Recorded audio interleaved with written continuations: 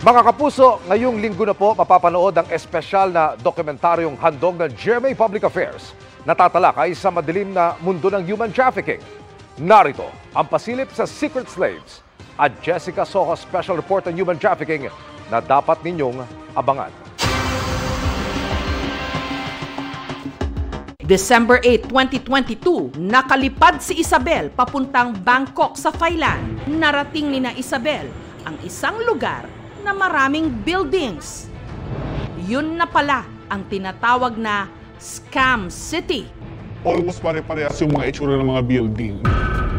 Doon palang ipinagtapat sa kanila ng ilang di umano'y Chinese nationals ang totoong trabahong napasukan nila. Hindi bilang mga call center agent, kundi bilang mga scammer.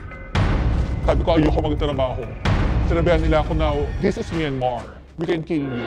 Sa mga videong ito, makikita kung gaano kalala ang sinapit ni na Isabella Trey. Ano yung mga naiisip nyo habang nangyayari lahat ng ito? Sa totoo lang, nagpapasalamat lang po ako na buhay ako. Kasi akala ko talaga hindi na ako mabubuhay. Sabi ni na Isabella Trey, marami pang mga Pilipino ang nananatiling bihag o parang hostage sa Scam City noong mga panahong yon. Ano kaya ang madadatnan ng aming team sa border ng Thailand at Myanmar?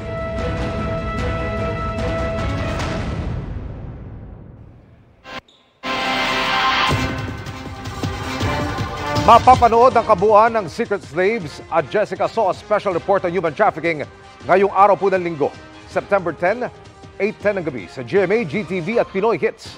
Makakasama rin po ng inyong lingkod ang GMA Integrated News Reporter na si John Consulta.